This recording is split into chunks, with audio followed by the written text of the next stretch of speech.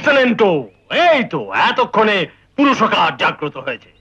যতীন, যাই কর্তা। আহা, একটু একটু বসুন তো, তোমার জামাইকে কেমন মানিয়েছে? ও বাহ বাহ বাহ বাহ, খুব সুন্দর মানিয়েছে। প্রণামই হবু শ্বশুর মশাই। থাকো বাবা জীবন। তা তুমি দেখতে পাচ্ছ যতীন তৈরিই আছে, তুমি শুধু কদমকে যতীনের বাড়িতে পৌঁছে দাও, ব্যাস তোমার কাজ শেষ। ঠিক আছে ঠিক আছে কর্তা, আপনি একটু পদধূলি দেবেন না কর্তা? হ্যাঁ, সেটা ঠিক উচিত হবে না।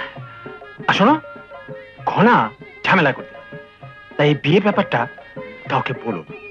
আরে না, কাউকে বলবো না। এই নাও, হ্যাঁ, দুটো বোতল। একটা যতীনের বাড়ি পর্যন্ত পৌঁছবার জন্য, হ্যাঁ।